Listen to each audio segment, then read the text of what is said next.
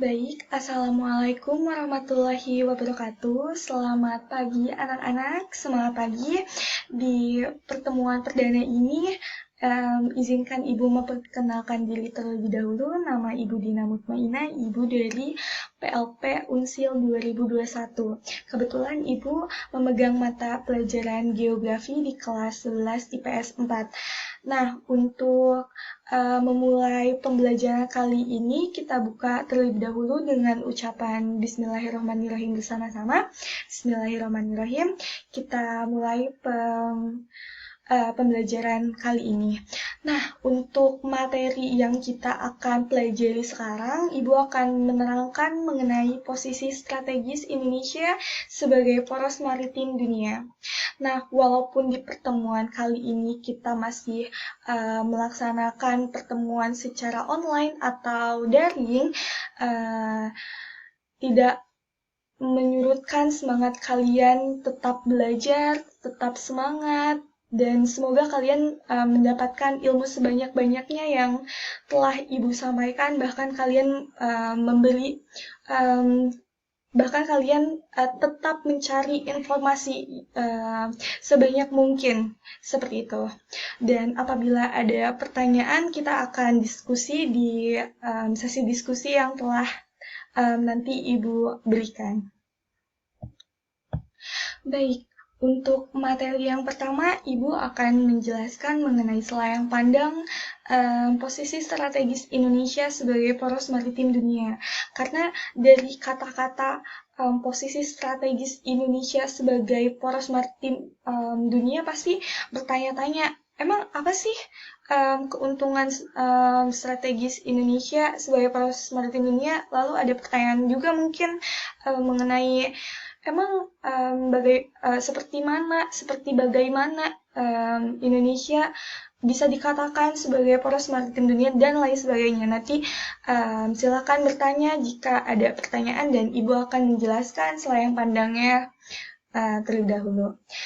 Untuk posisi geografis Indonesia sendiri, Indonesia diapit oleh dua benua, yaitu benua Asia dan benua Australia. Dan Indonesia juga diapit oleh dua samudra, yaitu Samudra Pasifik dan Samudra Hindia. Nah, posisi tersebut menjadikan Indonesia berada di jalur perdagangan dunia yang sibuk. Jadi kenapa Indonesia menjadi disebut posisi yang strategis, karena dari letaknya geografisnya saja Indonesia itu sangat diuntungkan karena jalur perdagangan internasional itu bisa masuk ke Indonesia karena letak geografis Indonesia yang sangat strategis. Nanti saya akan memperlihatkan peta betapa strategisnya Indonesia di jalur perdagangan apalagi di segi maritim. Oke, kita lanjut terlebih dahulu. Kemudian, posisi yang strategis dan didukung dengan keadaan Indonesia yang berupa kepulauan dengan 2/3 wilayah yang berupa perairan menjadikan Indonesia sebagai poros maritim dunia.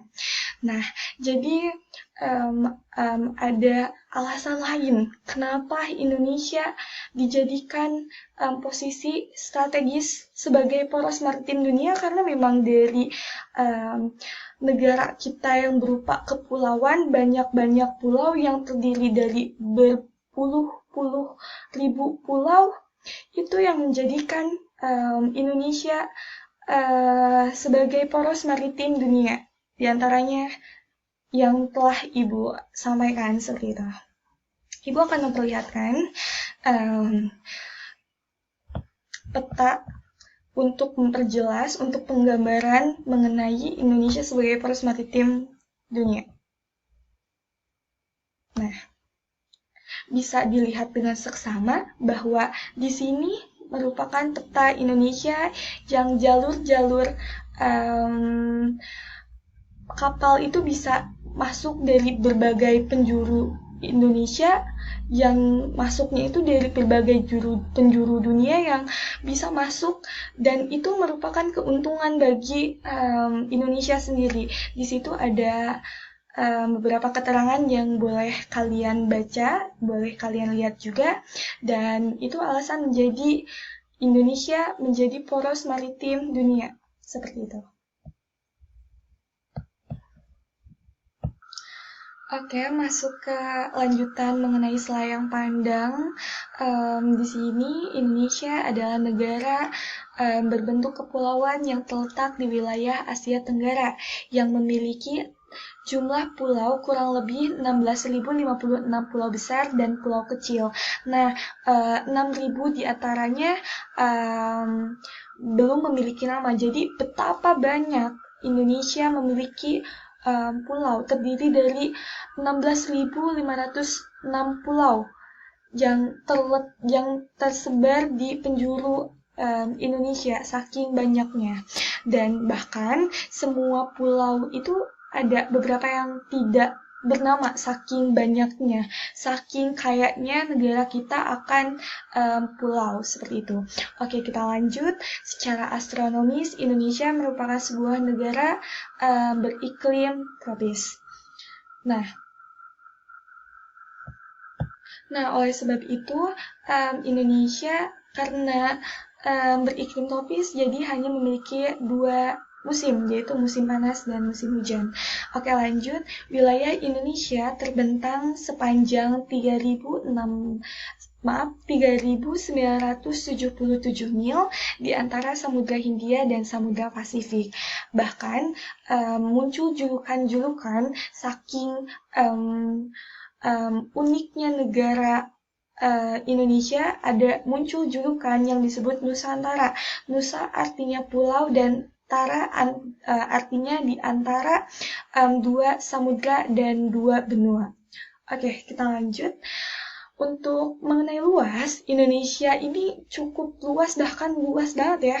Karena memang untuk luas daratannya ada 1.922.570 km persegi, tetapi masih kalah luas dengan wilayah perairannya. Untuk wilayah perairannya ada di 3.257.483 km persegi. Oke, untuk pembahasan selanjutnya ada letak fisiografis. Letak fisiografis adalah letak suatu tempat berdasarkan segi fisiknya. Nah, untuk fisiknya sendiri itu tuh mencangkup seperti garis lintang, garis bujur, posisi dengan daerah lain, batuannya ada di permukaan bumi, relief permukaan bumi, serta kaitannya dengan laut. Nah, untuk pembahasan lebih detailnya nanti akan dijelaskan di slide-slide setelah ini. Oke, kita lanjut ke materi selanjutnya, yaitu mengenai letak astronomis. Untuk definisinya, letak astronomis adalah letak suatu tempat berdasarkan garis lintang dan garis bujur. Perlu kalian ketahui, dan pasti kalian sudah tahu lah ya, bahwa setiap tempat itu memiliki letak astronomis yang pasti berbeda-beda. Jadi dapat kita cari atau kita dapatkan bahwa contohnya garis astronomis ini tidak mungkin akan salah di garis astronomis negara lain atau daerah lain, karena memang sudah memiliki patokannya masing-masing. Untuk letak astronomis Indonesia sendiri, Indonesia berada di 6 derajat LU sampai 11 derajat LS. LU itu untuk lintang utara dan LS itu lintang selatan, dan 9 derajat bujur timur sampai 141 derajat bujur timur.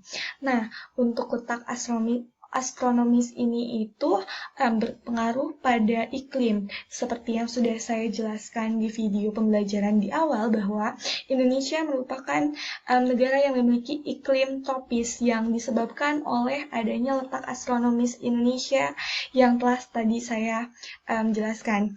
Nah, mungkin muncul nih pertanyaan baru sama kalian, bahwa emang apa sih keuntungan, emang apa sih manfaatnya kita berada di yang memiliki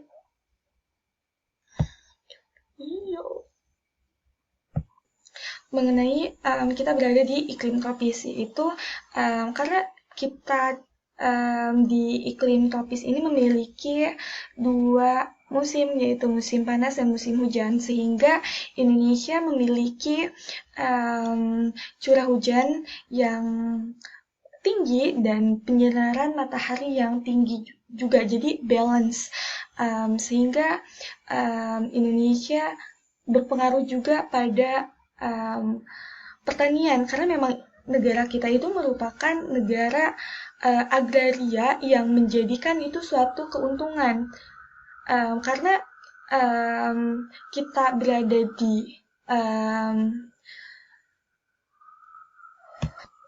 di iklim tropis, maka sangat cocok untuk bercocok tanam, dan itu jelas sangat menaikkan ekonomi, dan tidak menutup kemungkinan karena memang di negara kita mayoritas masyarakat kita masih sebagai petani, dan itu sangat menguntungkan. Tetapi walaupun demikian, karena memang kondisi bumi yang sudah menua dan prediksi cuaca yang tidak menentu, bahwa kadang musim panas dan musim penghujan itu sudah agak bergeser, seperti itu. Ada yang namanya musim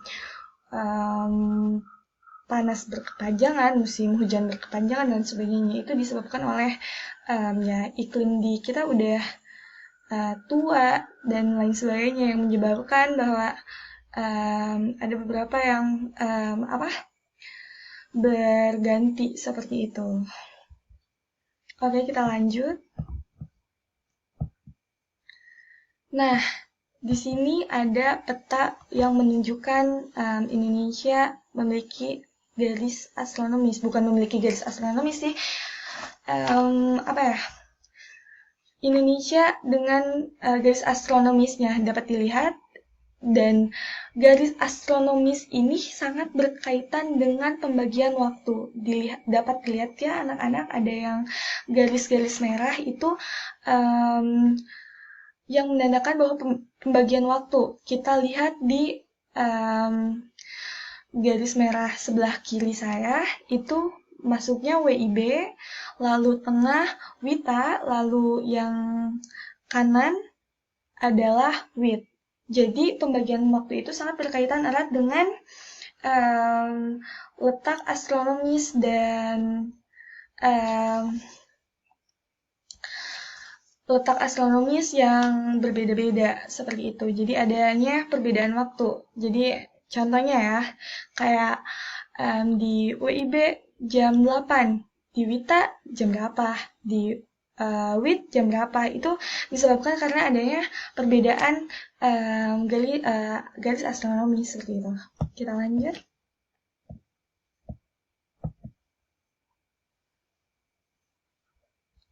Oke, kita ke letak geografis. Letak geografis yaitu letak suatu tempat dilihat dari kenyataan di muka bumi atau di suatu tempat dalam kaitannya dengan daerah lain di sekitarnya. Secara geografis, Indonesia terletak di antara 2 benua dan 2 samudra.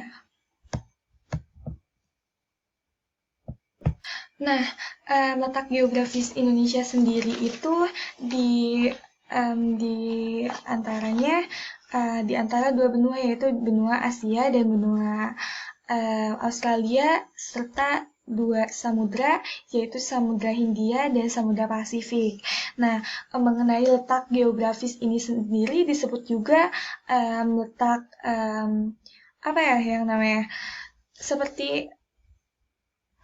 seperti permukaan yang relatif. Kenapa disebut relatif? Karena memang permukaan bumi itu ditentukan oleh adanya fenomena-fenomena seperti fenomena geosfer dan lain sebagainya.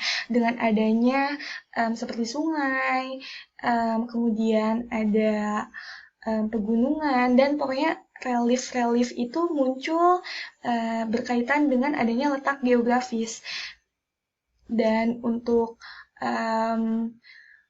letak geografis ini akan berkaitan dengan letak geologi yang nanti saya akan jelaskan seperti itu. Kita next. Nah, sebelumnya ini ada peta ya. Di sini menunjukkan Indonesia bahwa diapit oleh benua Asia dan benua Australia, dan untuk samudranya diapit oleh Samudra Hindia dan Samudra Pasifik seperti itu. Kita next. Oke, baik, kita lanjut. Sekarang ada letak geologis. Letak geologis adalah letak suatu daerah atau negara berdasarkan struktur batuan yang ada pada kulit buminya. Nah, ini tuh letak geologis dan geografis itu sangat beda, namun apa ya? Kata-katanya itu mungkin sedikit sama tapi yang jelas beda. Kalau geografis itu cuma letak um, apa negara Indonesia yang diapit oleh apa dan apa. Kalau geologis ini lebih ke pada letak suatu daerah atau negara berdasarkan struktur batuan yang ada di dalamnya. Nah, untuk letak geologis Indonesia secara garis besarnya, Indonesia ini merupakan pertemuan dari 3 lempeng tektonik. Ketiganya adalah Indo-Australia, Eurasia, dan Pasifik. Sehingga adanya pertumbukan 3 lempeng ini menyebabkan ring of fire atau cincin api. Itu kenapa bahwa di Indonesia itu banyak sekali gunung-gunung aktif yang ada, terutama di Pulau Jawa, karena ada jalur yang namanya Ring of Fire yang dibentuk oleh 3 lempeng tersebut. Saya akan memperlihatkan peta yang memperlihatkan bahwa Indonesia menjadi Ring of Fire karena adanya pertumbukan 3 lempeng tektonik. Oke, ini bisa dilihat ya, ada lempeng Eurasia yang di atas, lalu ada lempeng India Australia, dan ada lempeng Pasifik. Dan yang merah-merah itu merupakan hasil dari pertumbukan antara ketiga lempeng tersebut, dan itu merupakan titik di mana api atau gunung api yang tersebar di Indonesia. Makanya Indonesia disebut Ring of Fire seperti itu. Oke, lanjut. Materi selanjutnya mengenai letak geomorfologis Indonesia. Letak geomorfologis adalah suatu letak tempat berdasarkan tinggi rendahnya tempat tersebut terhadap permukaan air laut atau dilihat dari bentuk permukaan bumi.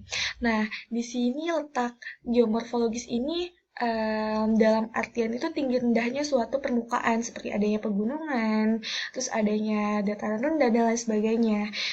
Secara tidak langsung, bukan secara tidak langsung, maaf, maksudnya Indonesia bumi ini itu memiliki relief yang berbeda-beda, memiliki ketinggian dan tinggi rendahnya permukaan yang berbeda sehingga um, um, dapat mempengaruhi berbagai potensi yang ada.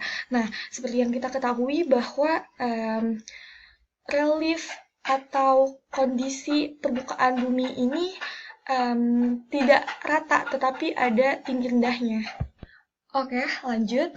Di sini saya akan menjelaskan atau memaparkan mengenai ada loh akibat adanya perbedaan relief atau geomorfologi di bumi.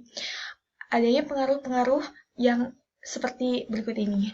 Yang pertama adanya perubahan suhu atau adanya suhu yang berbeda-beda karena hal tersebut itu sangat mempengaruhi terhadap jenis tanaman. Yang selanjutnya adalah menentukan ada tidaknya mineral-mineral yang ada di dalam batuan tersebut. Yang keempat, menentukan kepadatan penduduk, misalnya tempat-tempat yang morfologi dataran berbukit atau terjal, itu tuh dapat mempengaruhi. Jadi jika morfologi yang terjal, maka penduduk pun ya tidak ada, bahkan minim untuk menempat tinggalkan di daerah tersebut. Jadi salah satunya mempengaruhkan geomorfologi terhadap adanya kepadatan penduduk. Untuk selanjutnya, perlu memperhitungkan geomorfologi daerah sebelum menentukan membangun bangunan seperti jembatan, gedung-gedung, dan jalan raya. Seperti yang kita ketahui bahwa pembentukan jalan raya itu harus maksudnya harus memperhitungkan geomorfologi seperti ini kalau dibuat jalan apakah akan bertahan lama dan lain sebagainya. Itu fungsi geografi itu. Karena memperlihat keadaan alam seperti apa, bukan menantang alam. Jadi kita menyesuaikan dengan alam seperti itu. Beda halnya dengan mungkin anak teknik sipil yang bahkan alam itu mereka akan dilawan bagaimana cara daerah yang curam bisa diduduki dan lain sebagainya. Itu berbeda terbalik dengan di geografi yang bukan seiring berjalannya waktu kita tuh menyesuaikan dengan kondisi alam atau geomorfologi seperti itu. Oke. Kita lanjut ke geomorfologi yang selanjutnya, karena geomorfologi berhubungan dengan tinggi rendahnya. Di sini ada titik tertinggi di Indonesia adalah Puncak Jaya di Papua dengan tinggi 4.884 mdpl. Itu merupakan puncak tertinggi di Indonesia. Kemudian untuk titik terendahnya terletak di wilayah selatan Palung Filipina dengan kedalaman sekitar 29.938 kaki. Atau didalammeterkan 9.125 sampai 10.830 meter. Seperti itu. Oke, kita lanjut. Di sini ada letak maritim. Letak maritim yaitu letak suatu tempat yang ditinjau dari keadaan lautan di sekitarnya. Untuk maritim sendiri itu ada beberapa bagian. Oke, untuk bagian-bagian letak maritim di Indonesia itu terbagi menjadi 3, yaitu ada batas laut teritorial, batas landasan kontinen, dan batas zona ekonomi eksklusif atau ZEE. Kalian bisa mencari lebih detailnya, kalian pelajari sendiri dan kalian baca sendiri, ada di buku paket dan LKS yang sudah kalian pegang.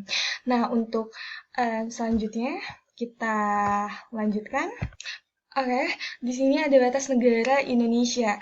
Untuk batas utara ada Malaysia, Singapura, Filipina, dan Laut Cina Selatan. Dan untuk batas selatan ada Australia, Timur Leste, dan Samudra Indonesia. Kemudian untuk batas sebelah baratnya, Indonesia berbatasan dengan Samudra Indonesia. Dan untuk batas timur, Indonesia berbatasan dengan Papua Nugini, Timor Leste, dan Samudra Pasifik.